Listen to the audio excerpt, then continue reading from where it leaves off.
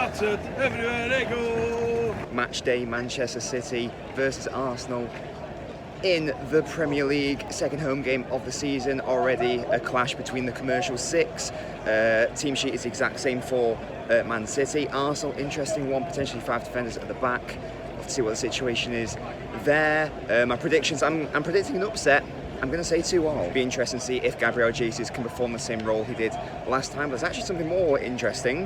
Man City statues are up. City put up 2 statues of club legends. First of all, we've got Vincent Kompany, the colossal captain, City's greatest captain in history, and also City's most successful captain. In addition to the statue, there's also that description of the player behind them, just in case you didn't know who they were, but obviously everyone knows who Vincent Kompany is. And then the other one is David Silva, who for me is City's greatest ever player. Huge queues wanted to get pictures alongside the statues. There will also be a Sergio Aguero statue naturally coming next year, and I really hope that the pose is going to be in that infamous goal against QPR, but that won't be until next year. Yeah, that's it. When I first saw the statue, I felt good. I think it was like me, real.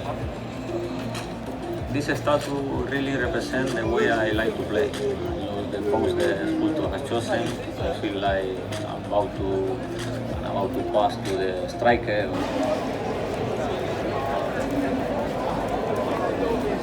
As with the Norwich game, still huge ticketing issues leading to long delays just before the match. Hopefully it's sorted out for the next game.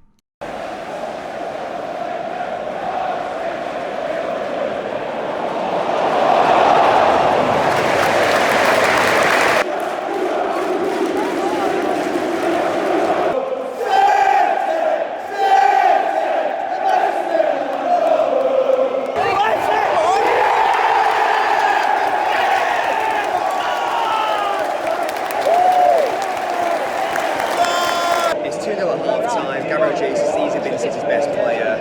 Right wing Jesus, different levels. Red card to Arsenal, looked like a red to me after looking at it on review. Arsenal fans booing at half time. Not sure if that was directed at the players or the referee, but 3-0, looking good. Please welcome back to the second half. 3 goals to goal. Our boys in blue, Manchester City. And that's 4-0. Goal for City scored by number 16. Game ended 5-0 for City, another 5-0, bit embarrassing for Arsenal.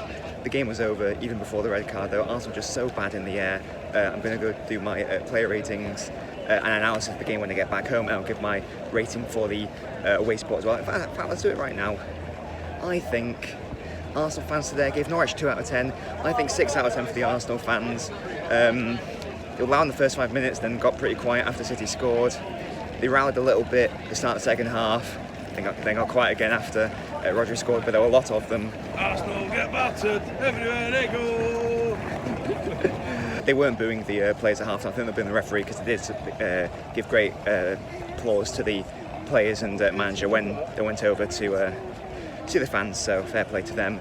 But they were quiet for large periods, so 6 out of 10. Right, we're back home. Man City 5, Arsenal 0. I'm going to do my play ratings and match analysis now. When it was the Norwich game, I did the vlog and the play ratings in 2 separate videos. In this one, I'm going to be doing it in the same video. Let me know which format you guys prefer, and I'll just keep doing whichever format you guys prefer. I think the Arsenal performance can be summarised by they did not learn their lesson. Man City kept putting balls into the box high, and Arsenal just could not cope with it at all. And Man City are not renowned for headed goals, for example.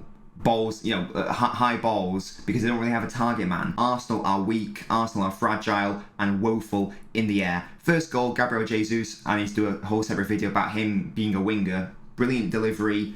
But Gundogan, who isn't the tallest player, I don't know how tall the Arsenal centre-halves are. I'm pretty sure they're all significantly taller than Gundogan, and he's the first one on that ball from Jesus. It is a good ball, but it's not good enough. Chambers, I think it was, just reads it awfully wrong. Ball sails over his head into Gundogan and is able to tap into the back of the net. Second goal, ball just fizzed in. Cedric, he just sort of falls over when he's trying to clear it, and there's another Arsenal player on the floor. It went to VAR, it definitely wasn't a foul, by the way, but even before the goal there was just someone lying on the floor. I don't really know what was going on there, but again, that just demonstrates to me the weakness and fragility in that side. And then the red card. One of your most experienced players, Granit Xhaka, Going in 2-footed, high, Arsenal maybe had like 2 minutes or 5 minutes of attacking in the first half, like the first 5 minutes, and then there was nothing. There was literally nothing. It was just all City all of the time. Third goal, Jack Grealish was excellent getting down the byline, but he's up against Cedric, who got a silly yellow card early in the game, and when you're the right wing back against a left winger like Grealish, who's going to dribble you inside and out, you don't want to be on a yellow card, and that's exactly what Grealish did. Totally destroyed Cedric and Chambers, I believe it was. Lovely outside of the boot pass into Jesus, who got the goal he deserved. Fourth goal might actually be the most embarrassing goal, because even though it was a very good finish by Rodri, it just seemed like a training exercise, that goal. The way that the players just sort of picked, like Zinchenko pinged it around to the midfielders, ended up with Rodri, no pressure on him. LNobbins makes a half-arsed attempt to come out and close him down. Going back to my point of Arsenal don't learn the lesson, moments before the fifth goal goes in, actually I think before this, Sterling has a shot, it should have gone in, but a good save by Leno, but he really should have buried it. Mahrez, later, clips in a ball, lovely ball, again, in the air, because Arsenal can't defend in the air. Mahrez clips a lovely ball in to Raheem Sterling, and he heads it, and it's a really good save by Leno, in fairness. So you think, right, that has literally just happened. We cannot allow Mahrez that much space on the right-hand side to cut in on his left foot and put a lovely, delicious ball in, because clearly we are incompetent in the air. We can't allow that to happen, or at least if it does happen, we've got to defend it properly. Moments later, Mahrez, it's the same. It's a carbon copy. He cuts in on his left foot, clips it into Ferran Torres, who heads it into the back of the net. The warning sign was there. That's a really worrying level of shambolic defending, because that's not learning from your mistakes. It actually got really embarrassing in the first half, because City clearly clocked on. If we just keep putting balls in, they can't handle it.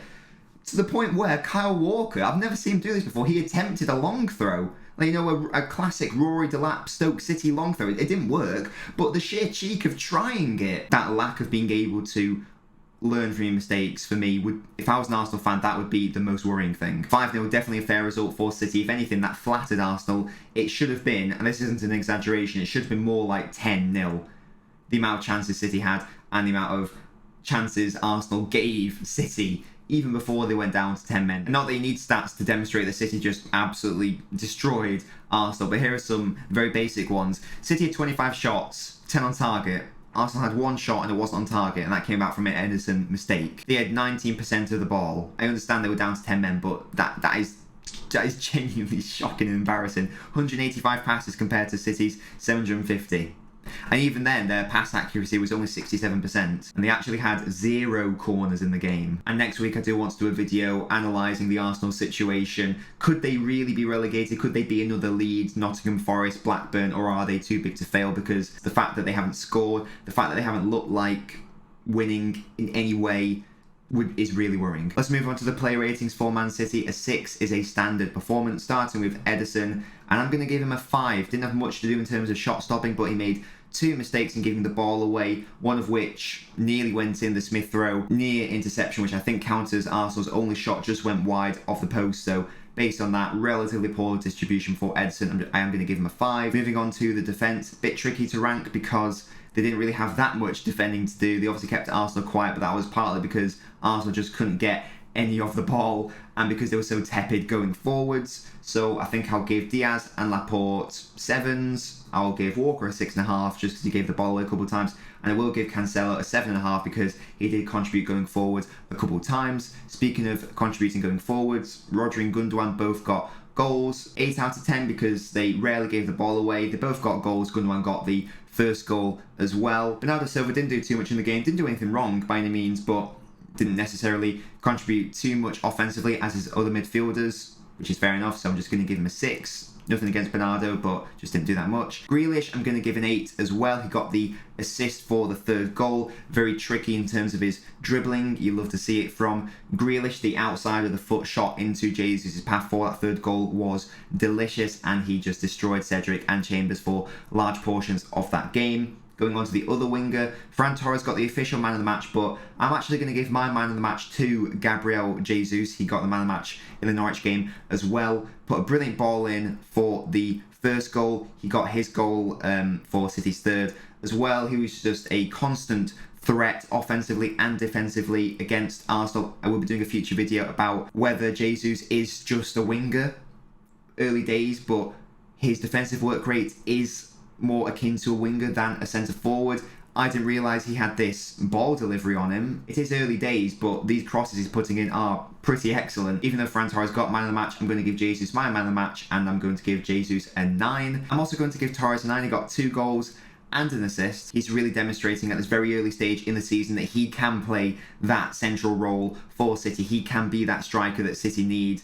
And if he keeps going, as he has been doing so far, then City might not need to sign a striker. They didn't sign Kane, they didn't sign Ronaldo, but if Ferran Torres is able to keep putting in performances like this, then City won't be missing a striker. There's also a good connection and fluidity between Ferran Torres and Jesus. I noticed at times that Ferran Torres, who is more of a winger on that right-hand side, moved over to the right and Jesus would drop centrally, so I love that rotation, keeps the defenders guessing. And what I also like about Torres is he's not afraid to shoot. Sometimes to his detriment, like sometimes he should pass the ball, but for so many years now, City have had so many players where they just don't shoot. David Silva, for example, as great as he was, he just didn't want to shoot. He would always try to play the ball rather than shoot. Maybe overthinking at times. Torres is just like, there's the goal, I want a goal, I'm going to shoot. And City do need that killer instinct, and he's demonstrated that at this very early stage in the season. I discussed the Arsenal fans' rating. I gave them a 6 out of 10. They were loud in the first 5 minutes, then got quiet after City scored, quiet for the rest of the first half, rallied a little bit in the second half, but then Rodri scored, and they were quiet until like the last 2 minutes when they were chanting Arsenal. The variation of the songs as well, it was just Arsenal, Arsenal, Arsenal, basically, and we hate Tottenham. In case you're wondering what I'm basing these rankings on, attendance, you know, how many away fans attended, Arsenal smashed that one. How loud they were, Arsenal did that, but only for certain portions. Consistency of loudness, that's also a factor I'm taking into account. And also, I want some good variety of songs as well. The main ones for Arsenal were just Arsenal, Arsenal, Arsenal, and We Hate Tottenham. But that does mean Arsenal take the lead in the Nobbins away fans ranking table. Let me know what your thoughts were on the game. Let me know if you prefer the format of vlog video and then player ratings, match analysis video, or do you like this format where I just combine the vlog and the player rating / analysis at the same time? If you did like the video, make sure to like the video. If you are new here, then do feel free to subscribe. It's the international break next week, so there obviously won't be a City vlog, but I will be live streaming the England games. So if you haven't already followed on Twitch, I live stream games on Twitch and football watch-alongs on Twitch. Make sure to follow so you can see me do a live stream of the England games. But until next time, guys, eat, skeet, delete. Have a good day.